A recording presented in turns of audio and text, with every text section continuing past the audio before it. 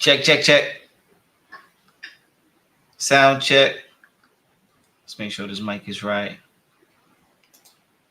Okay, let's see something. Yep. Audio. Nope, that's why. Go. Yo. Yo. Uh. Okay, we here now. How's the audio, loved ones? How is the audio? Please tap in with me. Let me know if the audio is correct. Let me know if the audio is correct. Give me some thumbs up in the chat or the emojis. Let me know that we are here together. Duke, what's up, loved one? Cousin K's in the building. What's good, God? Yes, we are here. Man, it felt like forever. It felt like a long time. It felt like I haven't been here in a long time. But the beauty of it is that we are here today. That's what counts, right? I'm super pumped. I'm super ecstatic. It's going to be a great live. We are back. We are reacclimated, getting back to the regular schedule programming. We are here. Let me know how you are feeling today. Before we get started, I always love to do a wellness check. Let's check on your spirit, your well-being. Let me know how you are feeling out there. I'm checking all of the platforms, make sure that we are live, we are connected. Let's go to Instagram, YouTube, StreamYard, Facebook, all of those great platforms. Let's make sure that we are tapped in. And let me know how we looking out there. Please let me know how we are looking out there. Let me know. Yes. Shout out all the platforms, Instagram, YouTube, StreamYard, TikTok, everywhere that you'll be able to see this. Tell a friend to tell a friend. Please share this live at the very beginning. Even when you come in contact with this at some convenient time of yours.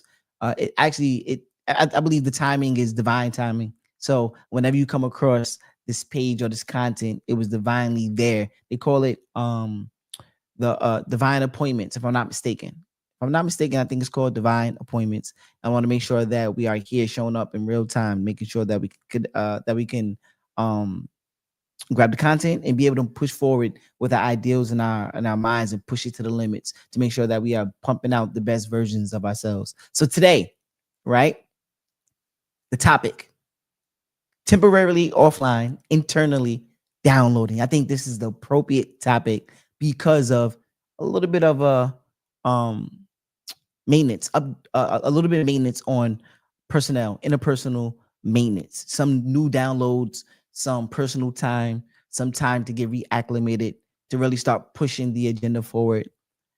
I've done that for a very specific reason. Let me get into it a little bit over here so I can really properly introduce what's going on, right?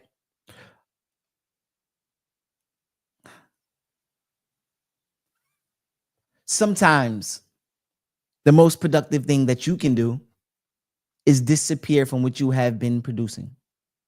Huh? What? Sounds ironic, doesn't it? For the past few weeks, personally, me, the microphone haven't been broken, although we had some audio issues. My ideas haven't disappeared, although I still brainstorm daily. The mission didn't change, although I made some revisions. Stepped away for a small portion, for a small time. Why? Sometimes when you're building something that you care about, stepping away can be and feel dangerous, right? What if the people forgot about me? Common question. You get off of social media for a while, start to ask yourself, what have the people seen me? What if I lost momentum? Where has the momentum gone? That's another question that arises. What if somebody else has taken my spot? We talk about competition things, right? Although we don't judge based on other people and what they're doing, subconsciously, sometimes that thought may run across. Although you in competition with oneself, the better version of you, some thoughts may arise. What if the algorithm has moved on? What if the algorithm has taken another turn or went to another personnel, or it went attracted towards another personnel or thing? What happens if the attention has gone over there, not over here? Some of these are common questions that we ask ourselves. While I was away, these are the questions that I asked myself, right? one specific question. What if I never stopped? What would happen if I never stopped what I was continuously doing? Ha. What if I told you that the constant producing without replenishing eventually creates something dangerous? Something dangerous. What I mean by this? I mean, sometimes you can come in a you could come and get to yourself. You could come to a place where you are mentally drawn down. You are feeling some level of burnout. You are going through some things conflicted on premise, purpose. Where am I going? How am I going to get there? What I'm going to do? All of these questions pop up. If you stay in the game and never change a thing, if you don't make the necessary adjustments, how do we ever produce more? How do we ever get better? How do we ever reevaluate to make sure that we are pumping out the best version of ourselves when it comes to our quality, our product, our content? Are we doing a disservice if we showing up and not really putting the time, effort, and energy about the revisions, about being better? Ask myself those questions. See, let me just get into a little bit of some of the things that I've been doing, that I've gone through in my life that made me arise to this present moment as of right now. We are going on our 67th episode. Round of applause for that. Where we at? We on our 67th. Let me know if you hear the chimes or the round of applause. Let me know if you hear that right now. Right? We are on our 67th episode. Super pumped, happy, static, very thought provoking. I was in a brainstorming mode, right? I said, well, how I'm going to approach this episode today. What am I going to do? What I'm going to talk about? How I'm going to, hit home that narrative. And what I love to do is I have a premise. And then once I set the premise, I go off internal instinct and feel, right? I go off internal instinct and feel. When I come to this place, I say, you know what? Just come from an open and honest perspective. And then you'll get open and honest feedback, good, bad, or indifferent. I also believe in that when you put out the best version of yourself from where you stand at, there's nothing that you can take off the table that won't do a service for you, good, bad, or indifferent. Meaning that I'll be able to take the good, the negative, the bad, everything else that's in between to allow myself to rise to the questions and the answers that I've been seeking the whole time. How do I get better? How do I show up and produce? What do I do on my off time to make sure that I be able to come back stronger and better? Some of the things that some of the things that I've done, and some of the things that I do. As of recently, I know I've been telling you guys some of the things that I've been doing offline, even though I haven't been primarily online on social media. I've been getting into a rhythm of running, doing something that's challenging. Very active when I was younger, sports, etc. As you start to get older, the body don't function the same if you stay away from the things for a while. You have to kind of, oil you up that machine to get back into rhythm of doing some of the things and actually strengthen those muscles, tweak those things to make sure that you get loosened up to actually go out there and perform. There's so many things I've been learning about running that allow me to get to this point right here. I learned that it's not a sprint, it's a marathon. It's not a sprint, it's a marathon. Meaning that your journey, your life, the way you want to show up and where you want to be at, it's not an overnight success. Most people say that the overnight success took 10, 15, 20 years to get to where they need to get to.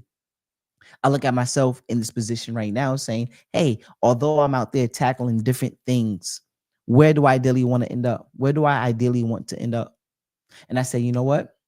I know I want to end up somewhere doing great things, being able to provide a service, being able to show up the best version of myself, being able to offer not just my experience, but the best version of me when I show up. What I learned about running is that although it's a marathon, there are some moments and times where I have to sprint too. There are other times where there's a recovery day where I have to actually walk slower than my normal pace and even walk slower than my marathon pace. There's some other days where I have to do a combination of both. I have to do a little bit of running, a little bit of walking, a little bit of running, a little bit of walking. And then at times, I may have to go off grid, take a water break. There was a moment in time with production, with things going on when it comes to, unbeknownst to me, just things that happen in life. Life takes a toll. Life speaks to you. And oftentimes we avoid those voices that we hear from life. We see the signs, but we ignore them. What I start to do in my life is pay very, very close attention to the signs. I start to listen to those voices, those internal voices. I said that this topic right here, we were gone for maintenance because I was uploading internally. There's a download that was created from here to here. Where's my mind and where's my heart? Are they aligned? Am I on the same trajectory? Do I have the same premise and purpose when I'm here, when I have these ideals? Where do I want to end up at? Am I doing the work in private that I want to show up in public? Do I take my business serious enough to make people understand and know that, hey, I want people to I want people to take me serious and not feel like I'm joking with the things that I quote unquote want to take serious. So what I do is I find more creative ways to be able to produce. I also got myself into cosmology, another thing off topic. Feel free to also chime in at your own discretion. You can type, text, etc. I will see it on any of these platforms. I just want you to feel free to come and, speak your piece, right? If you have something to say, great. If you don't, that's also fine as well. But I'm speaking from the context of where I'm at to give me clarity on what times and things that's going on, what moments in your life show up.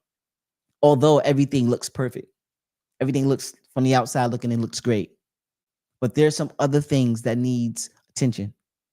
Sometimes the attention is your health. You have to pay very, very close attention to your health. Maybe that may be the primary or the priority at that very moment. And although we say we're going to neglect the aches, the pains, etc., well, what type of pain is it? Is this pain right here going to sustain and actually permeate throughout the rest of your life, or is this a minor setback? Or what do we have to do in order to realign to make sure that we are healthier for a better tomorrow? Do we take out the necessary time to make sure we draw attention to the things that need the attention? That's what I had to reevaluate. This was a reacclimation to make sure that I'm on that trajectory, making sure that I have those that have that checklist and checking off my list. Did I go to therapy? Did I do my prayer? Did I do this? Did I connect? Did I run? Did I go study? Did I have I been doing those other things? Because sometimes things can get cluttered. I had to actually declutter to get back here today. Fully open, fully honest, fully transparent. There were some other things that transpired, not only because of the internal downloads that I was receiving, technical issues, right? They're having audio issues, computer issues, tech problems. Those things happen and occur. Those things are normal. But when you prepare yourself for the unknown, how do you prepare for the unknown? You have a unrelenting willingness to continue the journey. Let me say that one more time. How do you prepare for the unknown? You have an unrelenting willingness to keep application, to keep applying yourself, to go out there and do the thing. See, most people run from those things of the unknown, right? They say, you know what, over here looks like it's safe. So I'm going to stay in a safe space because this is where I have comfort at. This is where I won't be tested. This right here feels like the norm to me. Anything that's over there, I best stay away. What we don't know is that in those territories, in those unfamiliar territories, that's where the growth actually happens. See, we don't get growth from staying constant in a forever changing world, because we know that in this world that we live in, the only thing that is constant is change. What happens if the world is continuously changing and we are continuously staying the same? We have something that called atrophy, turns the disorder and chaos. Anything left by itself without impeded from an outside force turns to deterioration. Meaning that if I have a flower, right? Beautiful flowers around us. Let me give you your flowers while we can still smell them. I love you guys, man. Love yourself even more. But let's get back to the topic at hand. What if we have these flowers, these beautiful flowers that we see, and we never give the flowers water? What happens to the flower when you don't give the flowers water? It would dry up, dry rot, deteriorate. That's one. What happens if we have these beautiful flowers and we never give the flowers sunlight, what happens? Pretty much no growth. It don't get that proper photosynthesis. That photosynthesis process doesn't take place. The flowers aren't going to grow. What am I saying? I'm using those things as analogies to oneself. What happens, us being the flower, if we stay constant and we don't have the proper nutrition, food wise, if we don't have the proper nutrition mentally, if we don't have the proper nutrition spiritually, what happens if we say we have no faith in anything? What happens if we say that right there doesn't matter? Let me just not go and take a bath. Let me not go wash the dishes. Let me not go take care and attend to my health. Let me not go and go work and find other means to make sure that you pay the bills because the lights will cut off. What happens if I stay in a constant space without having that impeding outside force shed upon oneself to incite thought for me to go out there to take action? What happens if I stay stagnant and don't approach life from that perspective? It's only a matter of time before you will go. Think about those moments. It's only a matter of time before you go. I, I, I have to break news to you. We all going to go at some point or another, right? But what happens if you go and you didn't fulfill purpose? What happened if you are here and there are other people around you that are dependent upon you? Those other people just being dependent, meaning that it could be a child that sees you for a millisecond, right? Or say 10 seconds, they came across your presence. They came in your presence. And for whatever reason, they was walking in the middle of the street, unbeknownst, right? And you happen to be there divinely for a divine appointment, and you happen to grab that person's attention when there was a onslaught of cars just zooming, and you stop that child from walking across the street. You wouldn't have fulfilled purpose. So what I'm saying is that every day we have purpose, but purpose is created. Although you can be here in the physical, but if you're not taking action upon things, you're not fulfilling purpose. See, most people think that everything just come to us. People don't understand and know that life deals with causes and effects. If I do this, then this would occur. If I do this, then this would occur. But most of the time, we blame people, places, and things for the positions that we in our lives. I heard something the other day from Dr. Ali Muhammad. Very, very powerful. I was talking to my cousin earlier. Shout out to Black Affordable Car Rentals. Go check out those affordable car rentals, man. You need a car rental today? Go tap in with Affordable Car Rentals. They got exactly what you need to show up with your ID, sign that contract, show with the money on, and you'll be driving away. Great affordable rates. Beat other prices out there. I mean, some of your biggest competitions out there. You can't even get through the door. This right here, sure way to get through the door, drive off, and be happy and go out there and do your thing and fulfill purpose. Back to what I was talking to with my relative about, we were talking about how, and I got this from Dr. Ali Muhammad, just a caveat to make sure we give credit. Dr. Ali, somebody was asking, they asked him a question about faith, belief, and what's real, what's fake, etc. And I heard something that's super, super profound. And his response to the question on whether this particular thing, thought, etc., was real or fake. And he said, more importantly than whether things are real or fake, he said that in this world that we are living in, this day and age, right? T Jack was a loved one, Perk with a loved one, Sochi J Bone was in the middle, good God. He said more importantly, right, than things being right or wrong, the most important thing is conviction. Meaning that there are people out there that in this day and age that is doing everything quote unquote, from society's eyes, right.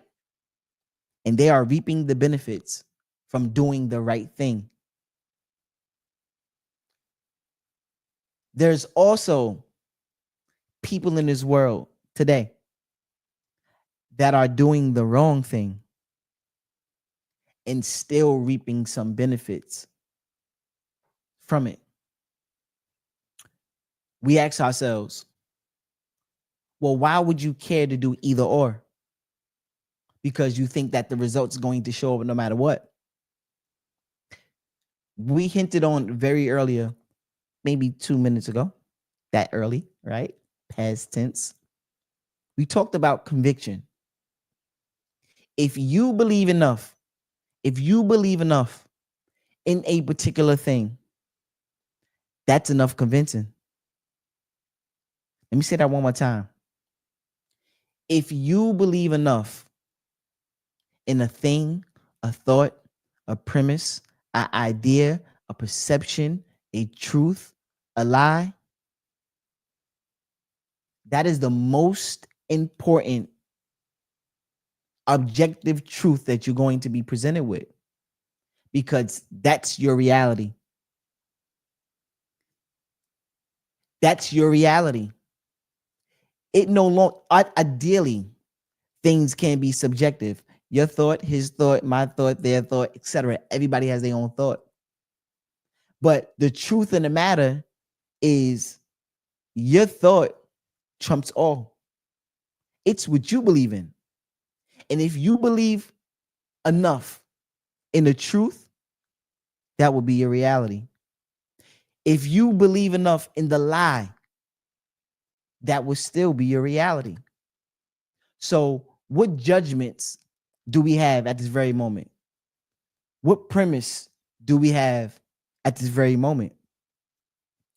What I say is conviction.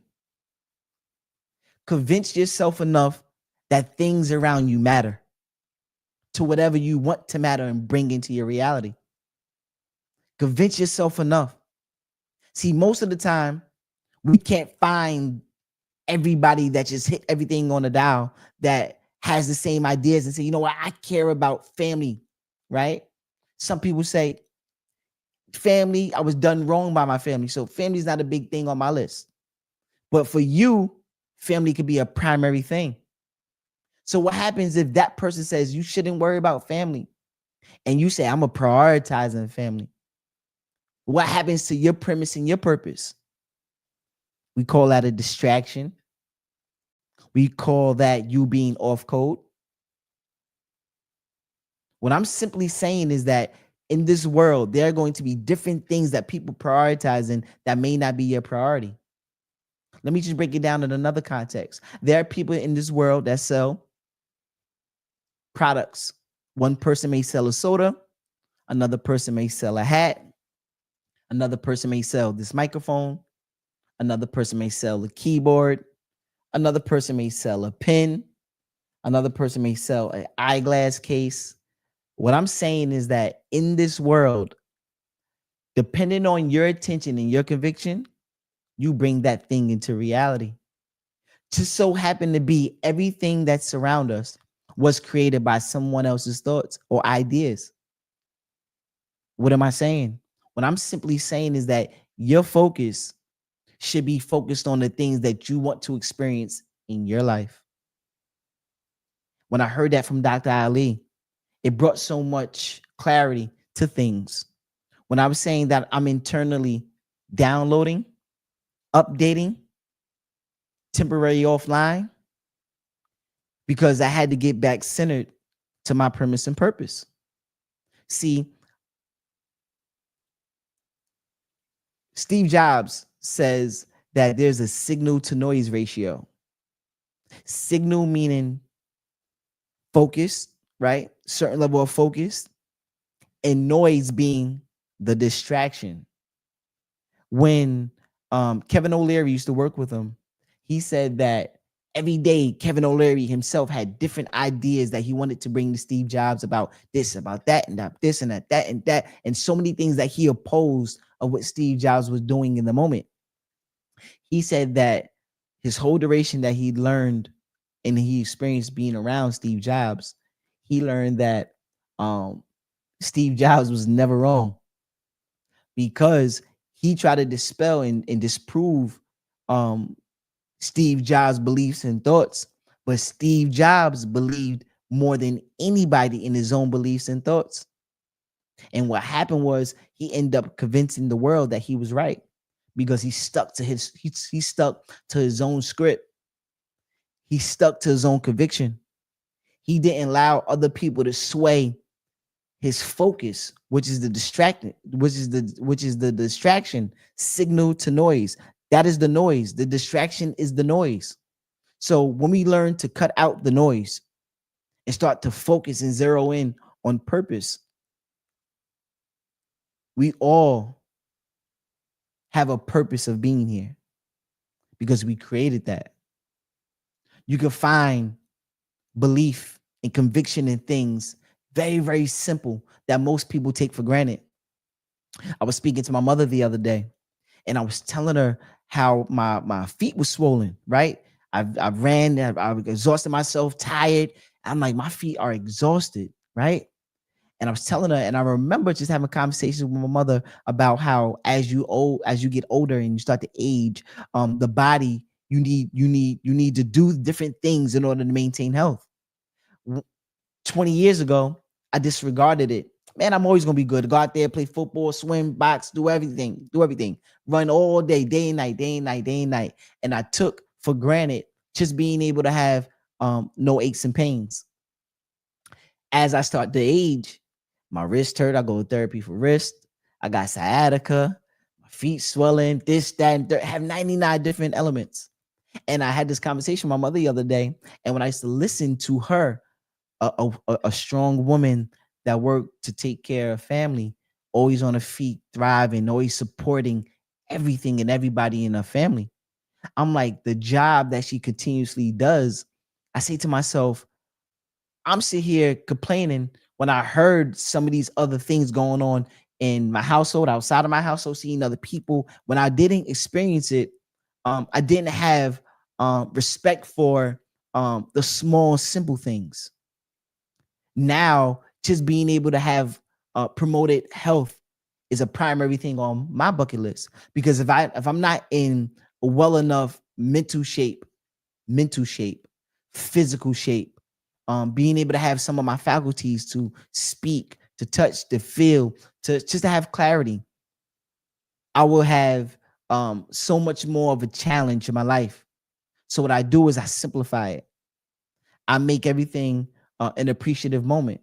I give thanks. Shout out to Coach Bryn. Coach Bryn gave us assignment when I was in her coaching program, where she said every day for the next 7 days, you have to find 5 things that you are grateful for, and they have to be different every day. Man, I gave all credence to all of the things that I can physically see, family, this, that. After the second or third time, I started to think about the same things and it was about to be redundant.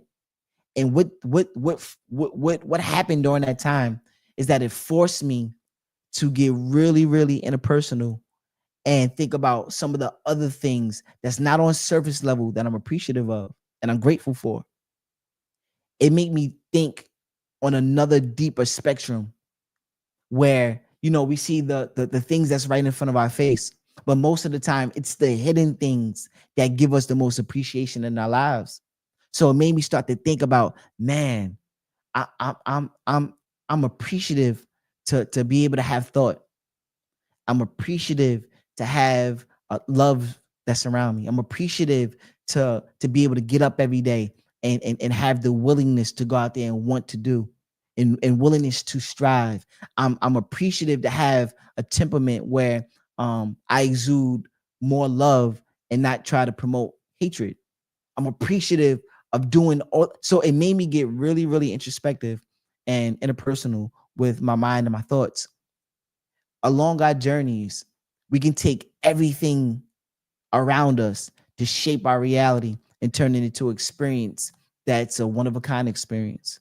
one of a kind experience that only you can experience, and only you can have the level of appreciation because you know what it took to get to that place in your life.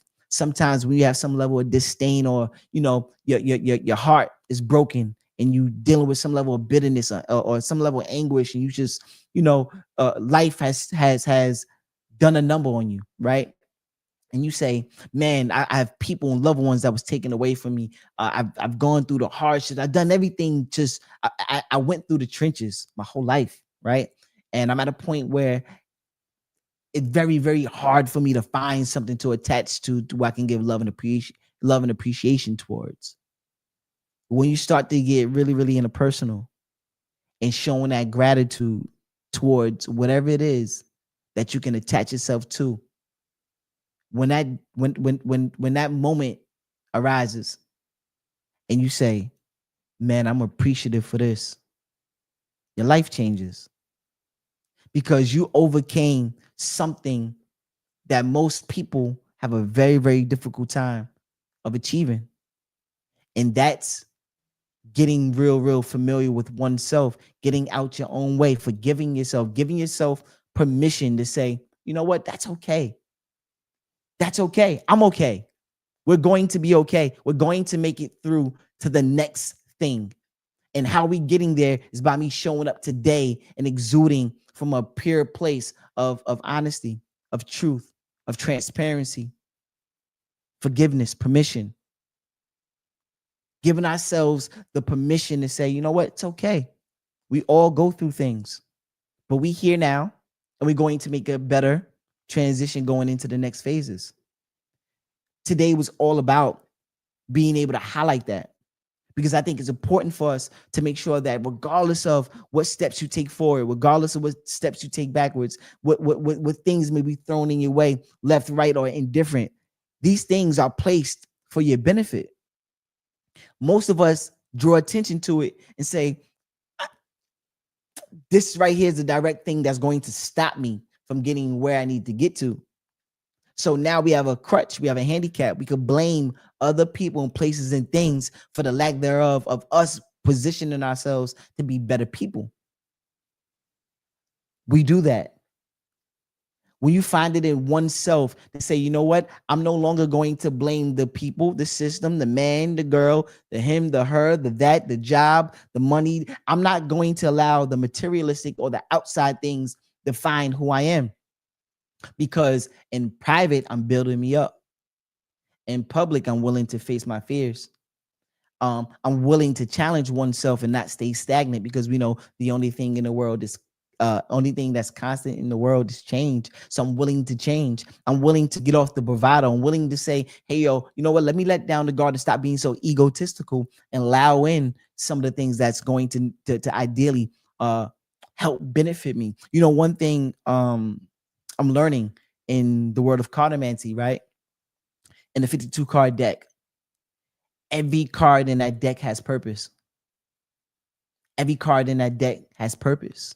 In order to have your sun card, your birth card, that's one card. In order to find your moon card is right next to your birth card. The card right next to your direct card has purpose. The find your key card, two to the left, up to the right, wherever it may be, that card has purpose. Every card on that 52 card deck in cartomancy has purpose. What am I saying? It defines the frequencies that we all have. So it means that we all exude some level of frequency. You know what? Oh, I'm glad we got here. See, things happen divinely. Talking about frequencies, right? Let me show you how things come around full circle. So I was talking about cartomancy, dealing with the 52 card deck, the Zulu Ken, that format. I was reading something the other day, and they have something that can measure frequency. Everything that we do carries a level of frequency. Our emotions carry frequency. Our love carry frequency. Our hatred carry frequency. Our caring for another carries frequency. All of these things carry frequency. There was a gentleman, I can't directly get his name right, but he's done a test, right? And there's many tests out there, but there's one test in particular is called the Spain test, SPANE, right? I forgot the guy that actually conducted the test, but what he did was he had measured um the frequency. He measured the actual emotions of people and found out which emotions had the strongest level of frequency, right? Um, what he did was, I forgot. There's a room too, right? Don't quote me on the name of the room, but there's a room where there's no frequency that can pass through it. It's almost like a what's the name what's they called? Like when people take their cell phones and they don't want, and like say they go into an area where there's dealing with high level security and privacy, they take their phones and they put it in this bag. I can't think of the name of the bag. Where it kills. Well, it doesn't allow frequency to come through the phone, so you're not able to get reception, etc. But imagine, it's called a something bag. Man, it's called can't think of the name, right? I want to Google it so bad. Can't think of the name. But long story short, imagine this padded room that doesn't allow frequency in or out. He did a study, I think it was like uh 400 participants or something like that. And he had all of these individuals in his room where there was no frequency that can pass through it. But what he did was, out of these participants that was inside the room, he can only measure the frequencies that was being emitted from within the room of emotions. What he did was found out. Let me see if I can. Let me figure out if I can pick up, get that just a picture of it, so I can bring it up on the. Let me see. I don't want to take too much time away, but anyway, he showed the different levels of frequency, and I think the highest frequency. Let me see. Spain, Spain. It's called the Spain scale of emotions. Let me see if I get a picture really quick, so I'll be able to bring it up. Spain scale of emotions. So let me download this really quick. Save this image. See if I save that really quick. Desktop. Let me see if I can bring it up now. Okay. Got it. So let me come here really quick. Just bear with me. Where are we? Where are we? Let me see if I can bring it up. Can bring it right there. Let me see. Image. I just want to show you the scale. So the premise of me doing this is being able to show you the actual scale of the Spain. There it is. There we go. There we go, loved ones. So it says the untold science, frequency of emotions. So out of this scale right here, right, of the Spain experiment, this shows what frequency radiates the highest, right? So as you can see at the top of the list, you have enlightenment, 700 plus hertz in frequency, the highest on this list. Next, you have peace, 600. You have joy, 540. You have love, 500. You have reason, 400. 350 is acceptance. Willingness is 310. Neutrality, 250. Courage, 200. Pride, 175. Anger, 150. Desire, 125. Fear, 100. Grief, 75. Apathy, 50. Guilt, 30. And shame, 20. What can we learn from this scale? We learn that the highest emotion that we should be able to carry and emit, the strongest one that be able to put out there into the universe, is enlightenment. Thinker, thinking, being in light, being the source of the light, enlightenment, being able to have thought, profound thought, is what we're supposed to be emitting to into this world and this universe. Oh, 1 second. 1 second. Give me 1 second, loved ones. 2 minutes.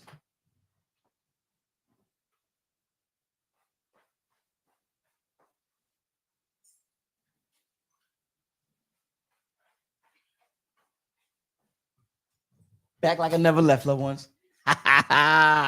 Yo, man, I'm telling you, things happen in funny ways, man. Things happen in funny ways. Man, always willing to extend an helping hand.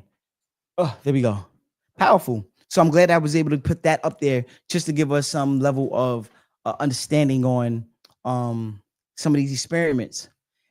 This reminds me of, okay, what emotions are we carrying daily?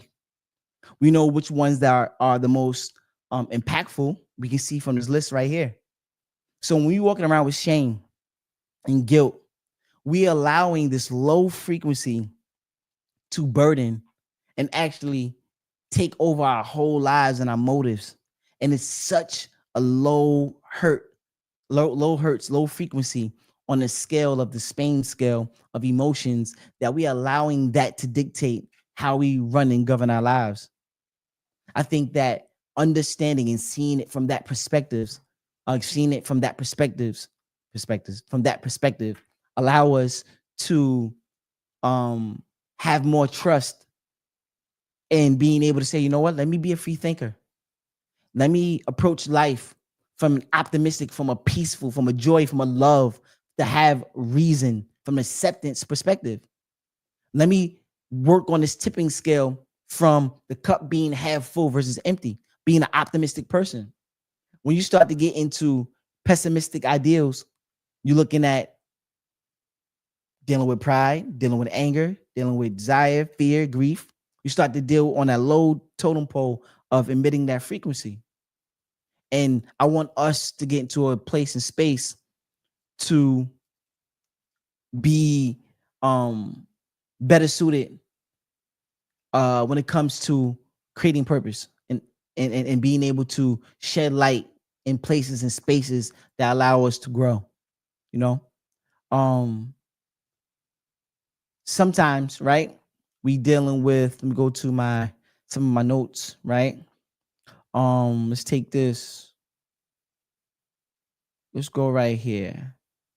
Let's go right here to. I did a little bit of a warning signs. Power of an empty space. So let's take this right here, right? Creativity. Creativity needs somewhere to land. Imagine walking into a room filled with the floor to ceiling, clothes, boxes, furniture, equipment, everything stacked everywhere. Imagine going to a room and it's chaos. It's chaotic. Things are everywhere, dispersed all around the room. Be walking over clothes. It feels like in a hoarder house or a hoarder environment, right? Imagine that. Then somebody hands you something beautiful and says, find somewhere to put this. Aha, aha. Imagine walking into this space and things are dispersed everywhere. Someone else hands you something beautiful and say, display this somewhere. Put this somewhere in a place of importance to where it can stand out, right? You can't. You can't. Not because of the new thing isn't valuable, because there's no more room. There's no more room left. Our minds work very, very similar. Sometimes we are asking for new ideas, new opportunities, new perspectives, new strategies, new creativity. But there's no more room stored to, put that inside of your cranium. So what do we have to do? We mentioned this a little bit earlier. We have to declutter. We actually have to remove some of those ill thoughts, those ill intent thoughts, those perspectives, those ideas. We have to start to make room for some of the newer things that we want to actually experience. This made me think about some things that I had to let go of. It makes me think about some of the past ills I had to let go of. One of the ill wills that I could say openly and just be open and transparent. At one point in time in my life, dealing with FOMO, fear of missing out. FOMO, being present all the time, cutting myself thin, stretching myself to the point where I really didn't have time for me because I was being everywhere at all times. Didn't want to miss out on the party because the party is going down, and I had to be present. What I learned during the course of that is that there was pieces of me that was being chipped away that I didn't have to make more room for me. I wasn't able to grow. I wasn't able to prioritize. I wasn't able to say, okay, the things that I actually say yes to now will be appreciative or appreciated. Before it was yes, yes, yes, yes, yes, yes, becoming a yes man. So when the times I would say no, it will frowned upon. He always say it. He always say yes. Why is he saying no now? Now it's more the no than now when I do say yes, it's appreciated. And it's appreciated to the point where I'm able to make more room and time and space for the things that I need to prioritize in order to be the best version of me. Every day there are things that's going on, that's happening. The world is constantly moving. But I also had to find my positioning in life on when to move, when to stop, when to fall back, when to run, when to sprint, when to jog, when to go uphill, when to go downhill, when to go take another route. I had to figure out my pace in life and figure out, okay, what works well for me in order to allow me to be productive. This past moment, I literally had to put things to a halt because there's so much clutter going on up in here. And I need to declutter spaces. Things are all around my house, all around my room, all in my brain. So now I have so much going on up here. There's no more room for new growth until I let go of some of these things. This is how trauma works. This is how caught in our emotions work. This is how FOMO works, fear of missing out. This is how, being a yes man, a yes woman. This is how feeling like anxious or dealing with some level of anxiety before things even happen, you're already anxious. Why is these things happening? We're already predicting the outcome before it happens. Or we are preparing to be involved in it without taking a different course of action. We don't have to choose. Everything is dealing with a decision. Our decision. We don't have to choose trauma. We don't have to choose insecurity. We don't have to choose broken promises. We don't have to choose ill will intent. We don't have to choose, mental clutter. We don't have to choose, nothing in this world works. We talked about it earlier with conviction. Everything works if you convince. So how well are we preparing our minds to be able to take on new ideas? How well are we preparing our minds to take on new ideas? When we sit back and being judgmental about how our life is going, I think doing a self-analysis, right? I think doing a self-audit, very, very important, with the intent to change or change the things that needs to change. Doing that self-audit is saying, you know what, let me go and check the bells and whistles, seeing what's working, what's not working, and the things that's not working, we're going to, readjust and pivot and do some other things to make sure that we bring in new ideas, new motivation, new insight, new different downloads, right? In order to update what's going on in here with our mental, our physical, and our spiritual. So with that being said, what are some of the things that you're doing in your life to allow you to make sure that you can declutter, to bring in more new ideas? I'm just sharing some of my experiences because I've gone through it. There are times in my life where I went through various things, right? Even character building.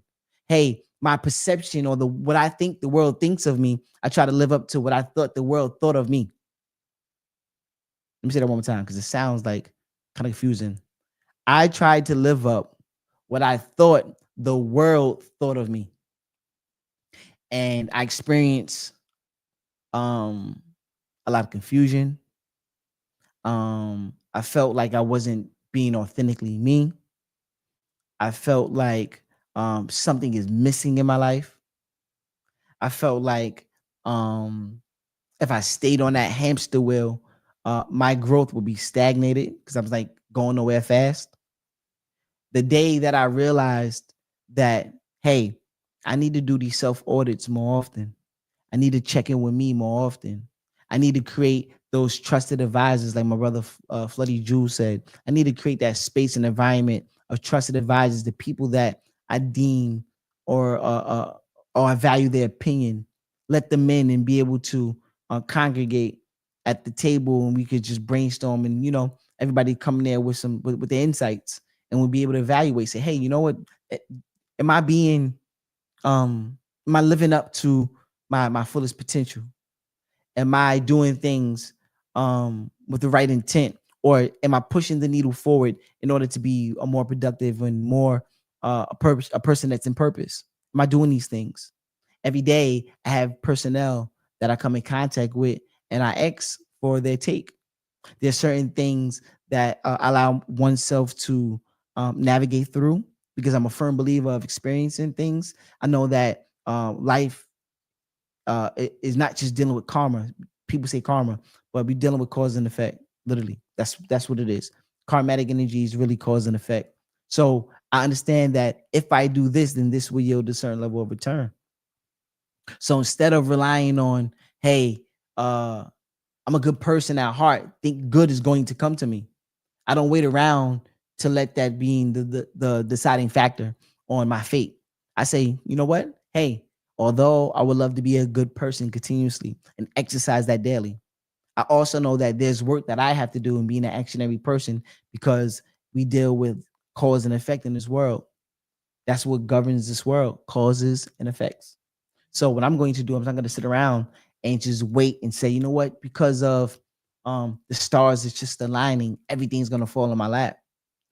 Life really doesn't work like that. You have to go out there and create. You have to go out there, think. You have to go out there, communicate. You have to go out there, network. You have to do a bunch of things that could put you in miracle territory for you to receive your just due. And it may be, and it may take time. Most things that most things of value um is handled with a different level of care and concern. So when you're doing things, when you want to acquire a thing, how valuable is it to you? Because most things that we deem as valuable, we handle it with care. We don't misuse it. Right? Things and resources are around for us to use, but we don't misuse it. We don't mishandle, because we know that, hey, if this is my form of transportation to and from, right? If I get in my car, I gotta put oil in the car. I gotta put gas. I can't put water in the gas tank and thinking that the water is going to suffice and get me to that next level. It requires gas. So I need the regular maintenance on the car. I gotta, make sure the oil is correct. I gotta make sure the gas is right. I gotta make sure the tire pressure is good. I gotta make sure that I'm continuously, rotating the tires. Make sure the tires don't get no bubbles on the inside that could possibly explode on the highway or the road. So what I'm saying is that we have to do a combination of things of care and concern, of making sure that we nurturing the right way about the things we care about. We show that by how diligent we are in our practices, how we show up in our practices, how we desire to experience life. We have to become that person. So if I say that, hey, I'm a person of respect, I have to give out respect. I have to give out respect. In order to be a respected person, I have to understand what respect looks like. I have to understand what disrespect looks like. So now I can identify, hey, am I being disrespectful? If someone else is being disrespectful, how do we gauge that? I have to know these things in order to have a different level of discernment to distinguish, hey, am I acting out who I desire to be? This happens in every field of your life. Every day you can create that. I would say that you have a moral obligation, but morale stands for people that have morals. Right? If you are morally sound, you say, hey, I have a discerned belief system, I operate from this perspective, then you know that applies to a personnel like yourself. But you have to establish that. You have to establish that. And the way you establish that is showing the nurturing phases of the thing that you want to bring into your life or experience. We have to nurture it. We have to, take care and concern. We have to be able to, you know, uh, put the time and effort and energy behind the things that we say that we want. Because one day it will show up. And it's not just the one day, it's the every day during the process of how we getting there. Every day we are working towards or doing a thing. If you have an idle mind, you're staying stagnant, then if you do nothing, then nothing happens. And you won't make it to miracle territory. The cause of you standing still, get the results of you standing still. People most oftentimes point fingers at why is she over there? How does they have that? I'm the one that deserved that. I'm the one that did this. I'm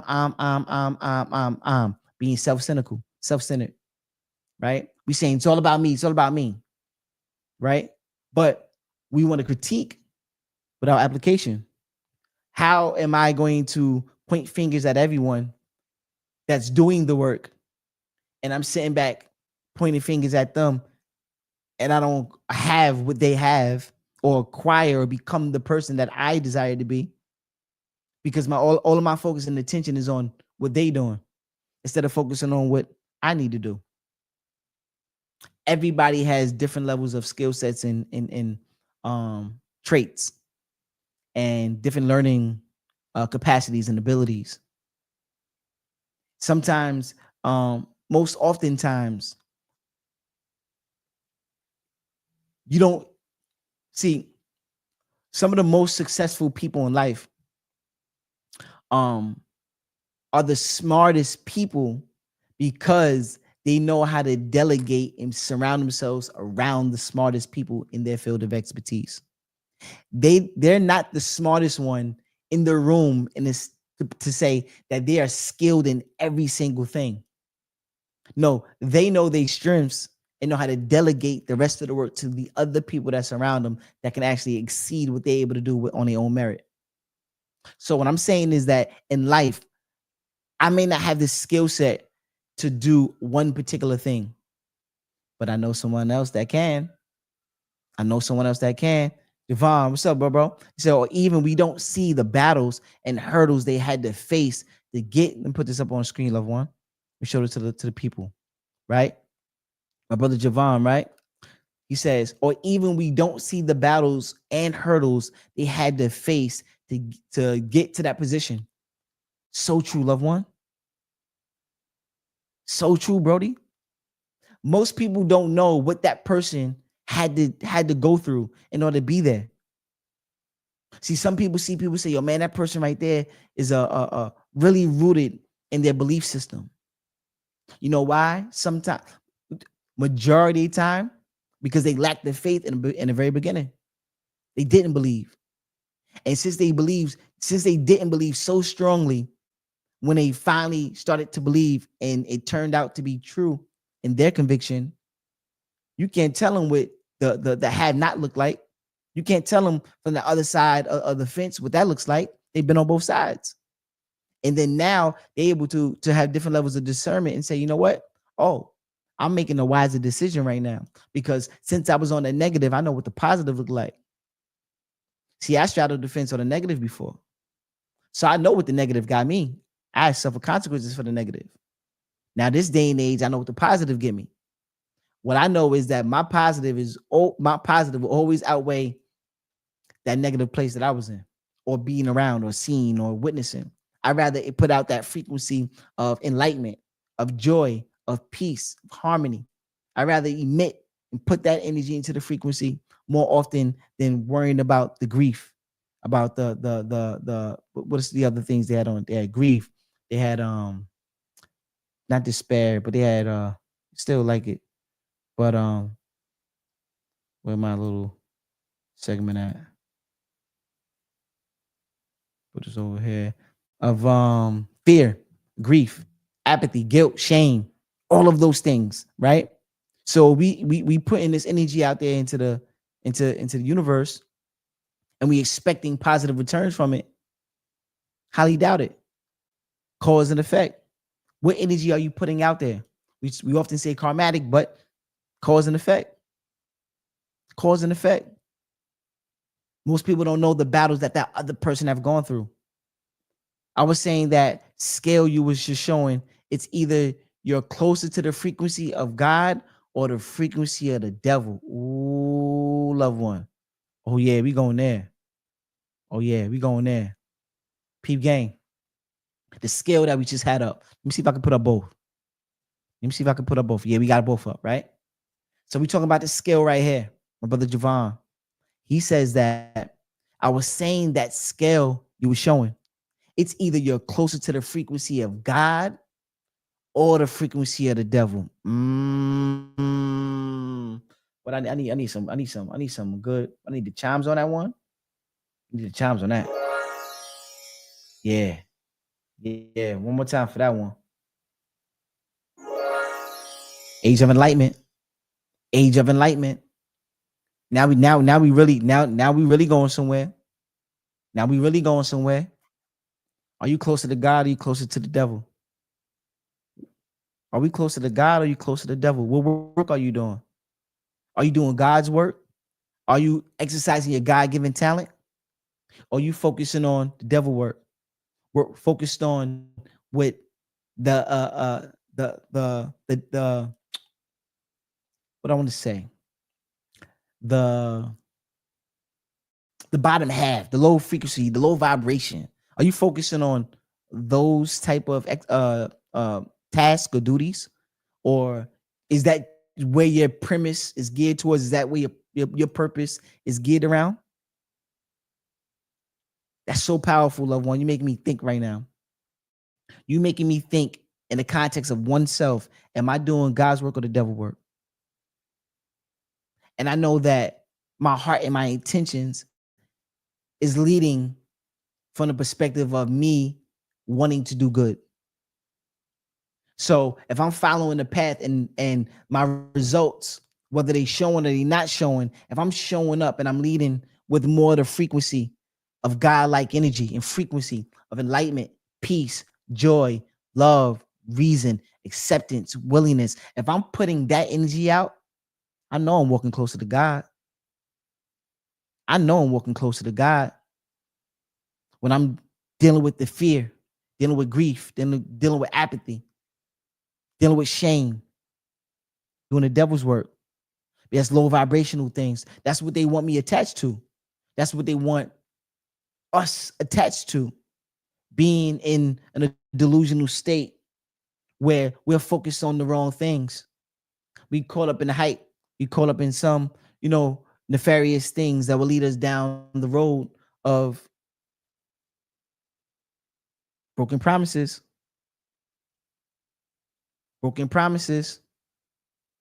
misaligned targets, being on a hamster wheel, those type of things.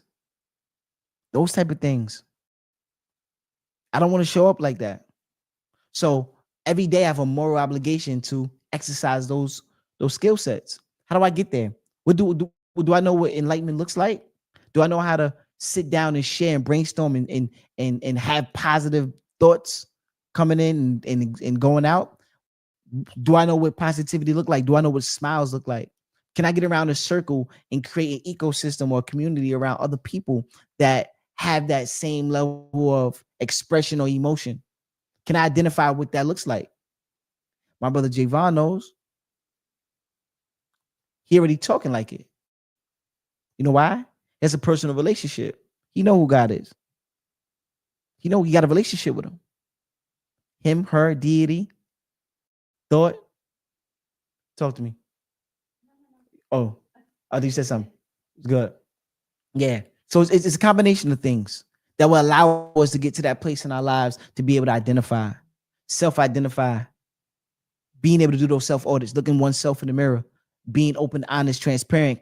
Charleston White says that in order to be able to change things around you, you got to walk backwards from the mirror. Look yourself in the mirror and walk backwards so you'll be able to see everything open up as you keep yourself focused on what I can do. What can you do? You got to master oneself. First law of nature is self-preservation, preserving oneself. And then after that is building community. It's being able to link. It's being able to connect. It's being able to drive a premise forward. Being able to put things into creativity. We talked about Myron Golden, the 4 levels of value. Implementation, unification, communication, and then after that is is it's Implementation, unification, communication, imagination. That's the fourth one. Imagination. We just talking about. Look at. Let me show you how things align. The four levels of value is implementation, unification, communication, and imagination being at the highest level. If you're looking at this scale of emotions, what's at the top? What's at the top? Enlightenment. Enlightenment is the same as imagination, being able to create, being able to think. Look how powerful things align. That's how the universe works. The universe conspires to bring your thoughts and your perspectives to a reality. So we think of these concepts, we think of these things, but you'll always get the signs around you to let you know that you're on the right frequency. You're on the right trajectory. You have the right ideals. You have the right premise. Although things may not perfectly align, but that's where the work that we have to do. We have to readjust. We have to pivot. We have to know when to scale back, when to run, when to walk, when to apply, when to extend the arms for more resources and more help, and then do the work ourselves. Being willing and able to get up to go out and do the hard things, because most of it comes with a level. It comes with a level of discipline. How well are you convinced in your premise and purpose? Are you showing up with the intention of making the necessary adjustments to be better? Because showing up is one thing, being consistent is one thing, but then there's another thing of persistence on top of being consistent. You can be consistent showing up, but how diligent are you in that? How rooted are you in the thing to make that thing better? Are you going to the extra lengths to make the necessary adjustments to yield a higher probability of a better outcome? Are we doing these things? Are we implementing love in the work that we do? Mm. Are we implementing joy in the work that we do? Mm. Are we at peace when we doing the work that we choose to do? Talk to them. Are we instilling enlightenment and creativity and imagination in the spaces that we occupy? Are you approaching life from an enlightenment perspective? Are we doing these things? Everybody has the ability to do it. You watch the babies being a crib, they just looking up and their mind is wandering. And then when they able to start talking, they pointing and they directing and they ask you 99 questions. Why? The baby's trying to get to the truth. The baby's trying to get to the truth. We have to have childlike curiosity along our journeys, because as we start to age, we start to get discouraged because the TV say you got to act one way. The TV say you got to act one way. The social media say you got to act another way. The coworkers say you got to be like this. Your mom, dad, parents, friends, family say you got to be like that. You tell yourself, hey, I don't like none of that. I want to be like this. But then you deal with some level of conflict, friction, and you have to overcome that. You have to start to believe in oneself. And then you got to start to gauge and say, you know what? Hey, is the person that I look at myself to be, is that the ideal person that I want to show up and serve and, exercise the best of me? Does that look like that person? What is it that I want to do? How can I get there? Am I doing the work that everybody else may say that I need to do? Am I really, willing to put up that level of effort? Or are we going to blame everybody else for our misfortunes, but we want to take credit for everything else? So when good happens to you, karmatic, which is really cause and effect, when you do the right thing and you yield a return, you say, oh, that's all me. That's all me. And then when you choose and you make a decision to do the wrong thing, it's everybody else's fault. He made me do it. She made me do it. I don't like that. Da da da da da da da da da da da. Now you playing. Now you playing the riddle.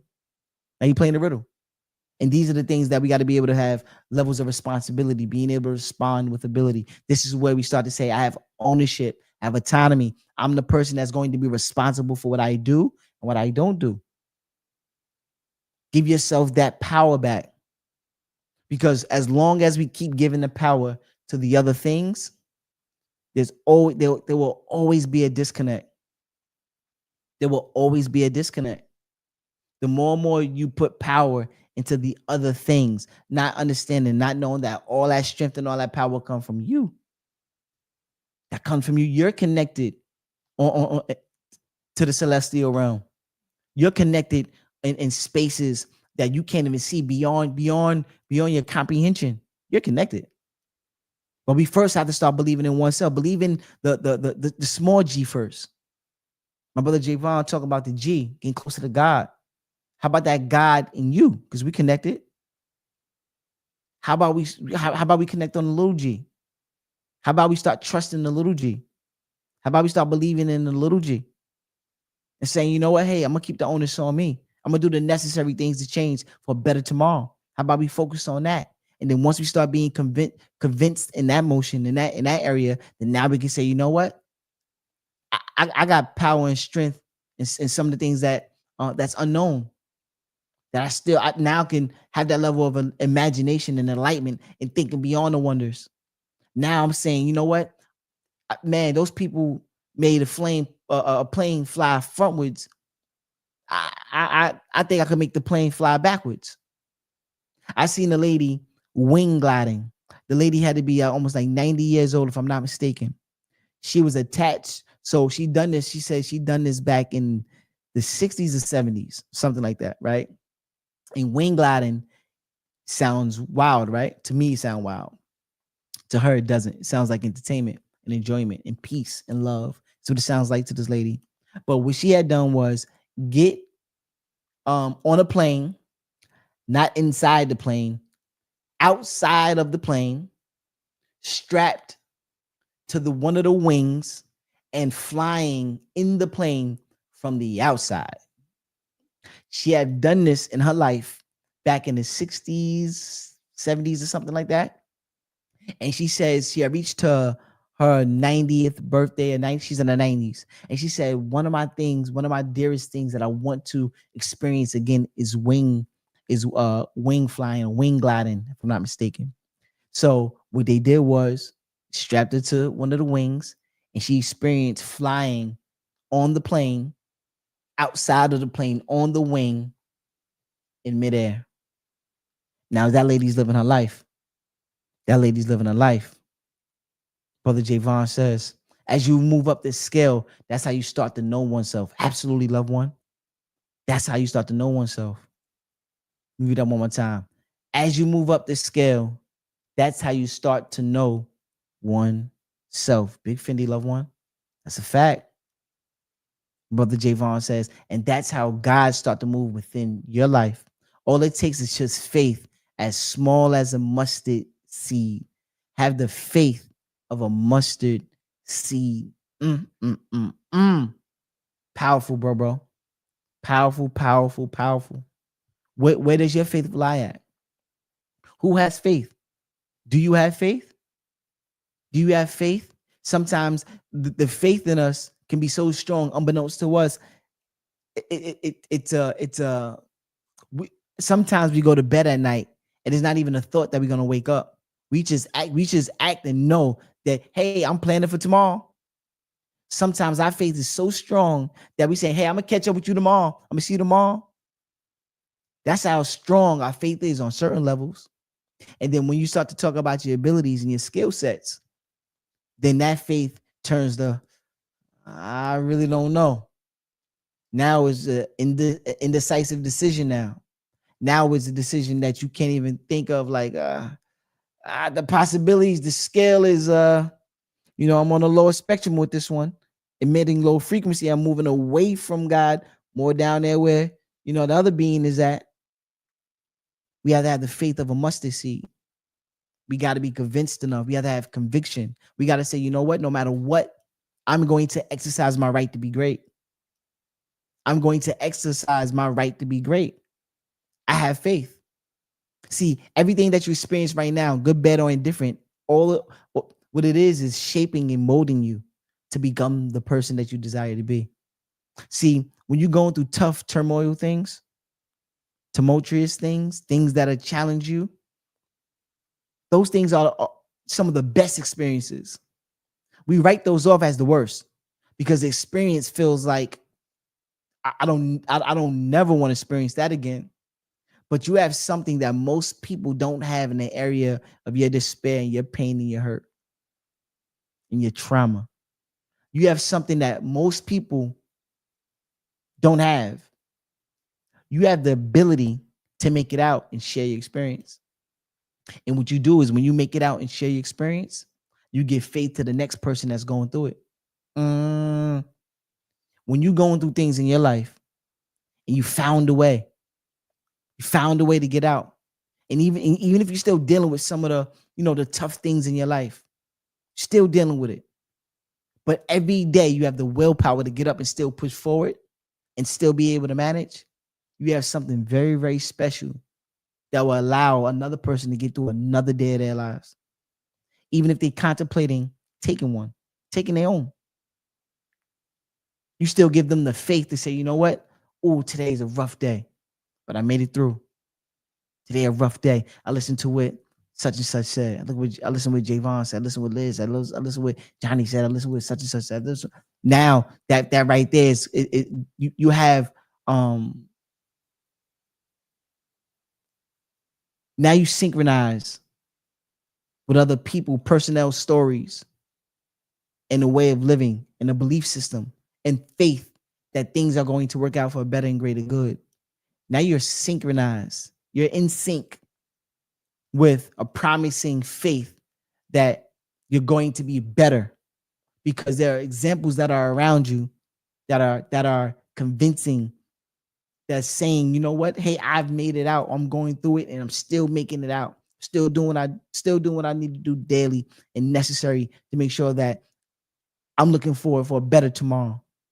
You have other people, personnel that's out there that you can attach yourself to as an example to make sure that you do your part and being able to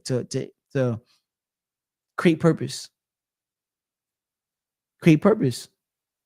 Everyone has purpose, and it's created. And we don't want to move away from that. We want to let everybody know that you are chosen.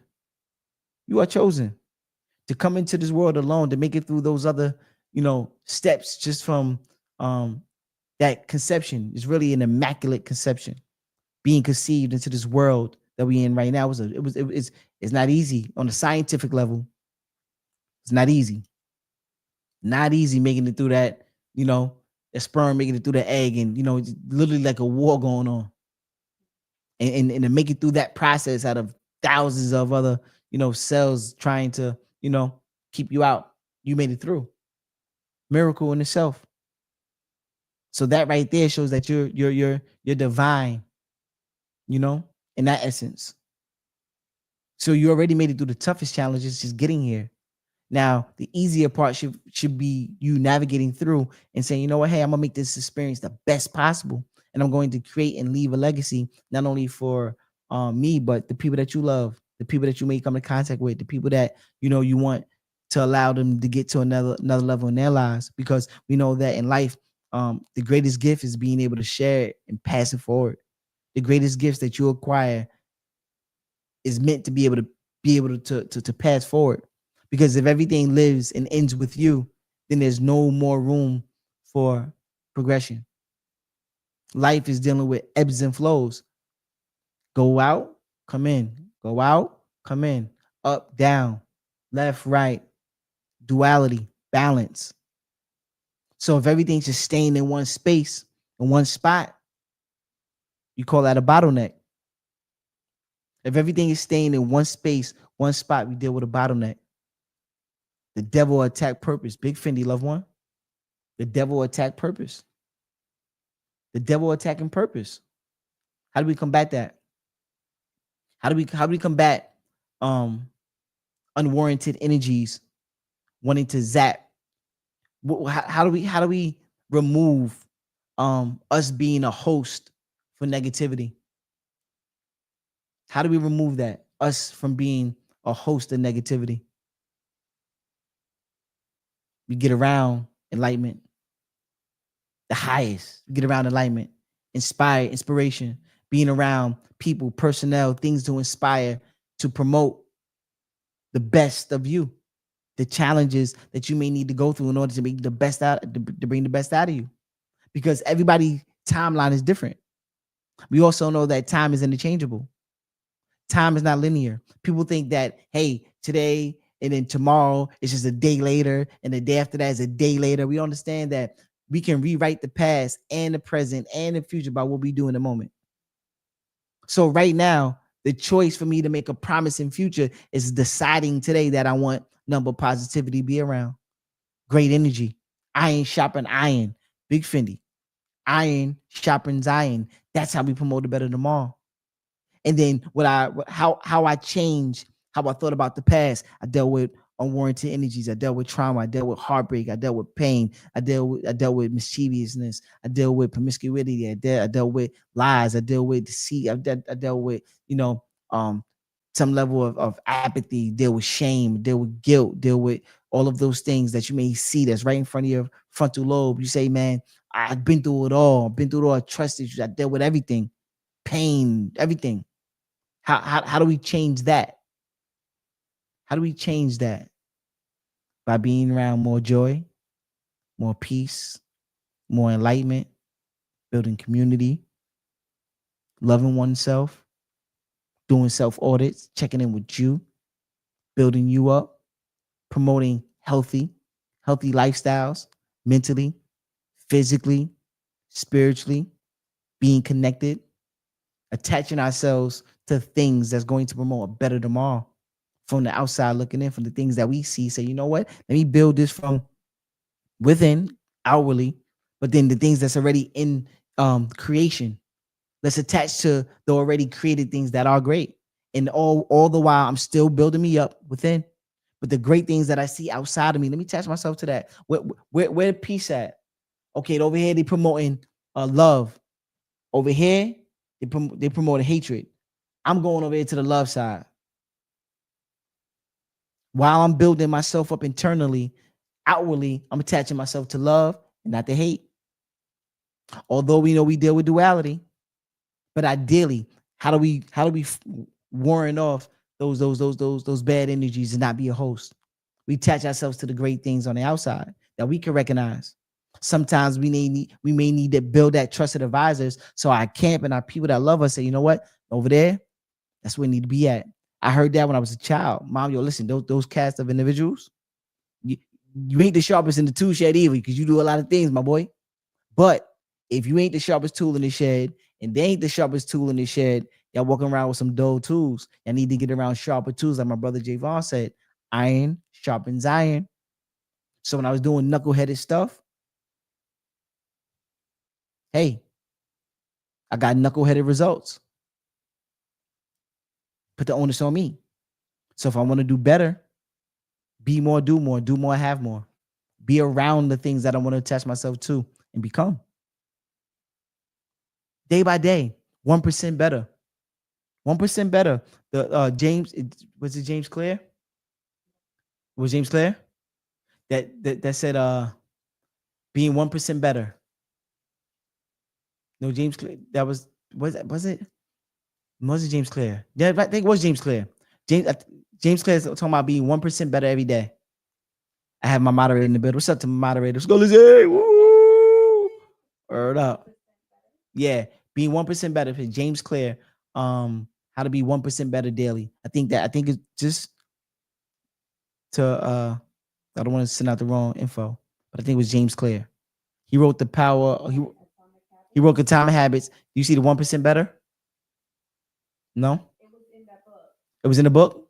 So what? So in James Clear book, Atomic Habits, he said that incremental changes being 1% better. What was it exactly?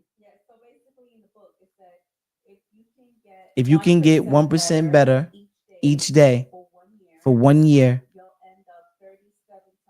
whew, you end up 37 times better by the end of the year. Look how powerful that is. In Atomic Habits, I promote everybody go get that book, James Clear. He said that if you work on incremental changes, being 1% better every day for 1 year, you end up 37x, 37 times better than what you started as. I think that's the mic drop right there. I think we're gonna leave it right there.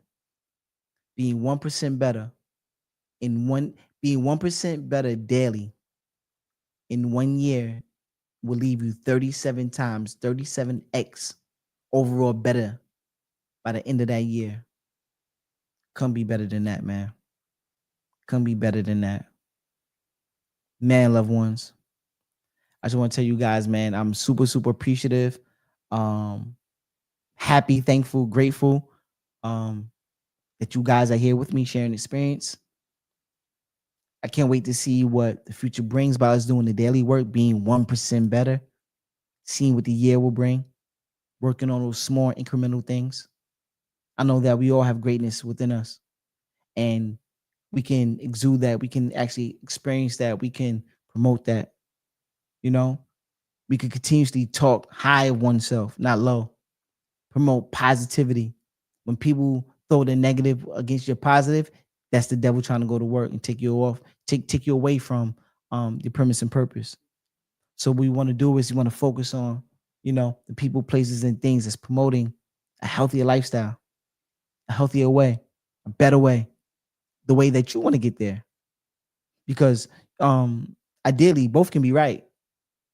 Your right can be right, and your wrong can be right. Your right, your right can be right, and your wrong can be right. But you have you have the deciding factor. You can choose. You can decide. You know, man, it's been a powerful shout out to everybody on those platforms: Instagram, YouTube, Facebook, TikTok, everything. All those platforms. Share this to your loved ones. Share it to somebody else that may need to hear it. If you like it, please share your thoughts, your perspectives. Leave some thumbs up. And I thank you guys. We will be here again next Thursday, same time, 7 p.m. And I look forward to, you know, next week and the future. And I thank you guys continuously. Love you guys. Love yourself even more. And don't shy away from your greatness. Don't shy away from your greatness. Don't dim your light. Find more ways just to be enlightened. Iron sharpen iron. You know, getting closer to God when you go up that on that Spain scale of emotions. Super powerful. We out of here, man. Love you guys respectfully.